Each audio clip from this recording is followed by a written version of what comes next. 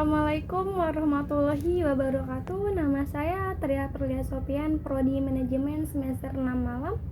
Di sini saya akan menjelaskan tentang efektivitas organisasi.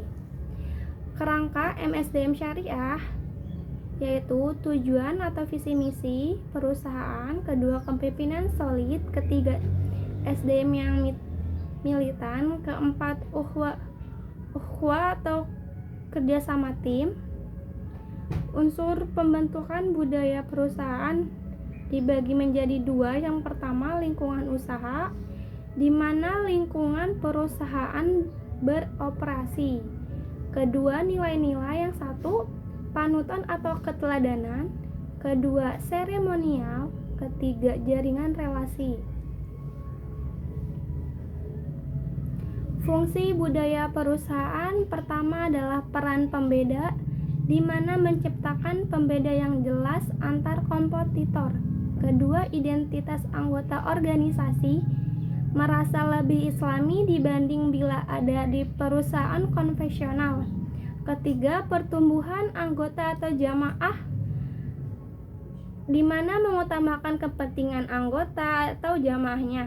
Keempat, meningkatkan sistem sosial, di mana merasa lebih aman dunia akhirat bekerja di lembaga syariah.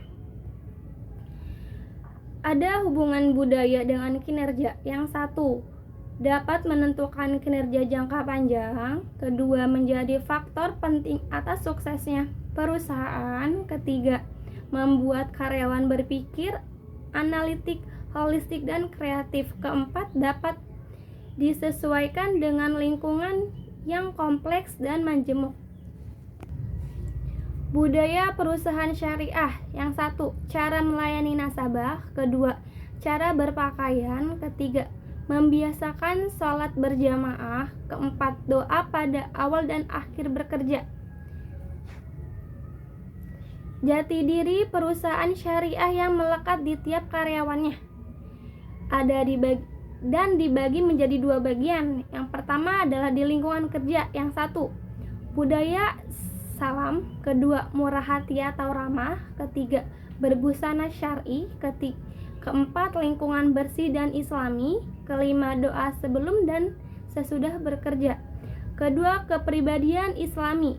Satu, implementasi akidah yang lurus. Kedua, implementasi ibadah yang salih. Ketiga, implementasi Al-Quran. Keempat, implementasi fikrah Islamiyah. Jati diri perusahaan syariah yang melekat di tiap karyawan ada menjadi dua bagian. Pertama, kepribadian Islam, keluarga yang islami, rukun atau bahagia. Kedua, praktik muamalah. Ketiga, bermasyarakat. Keempat, memakmurkan masjid.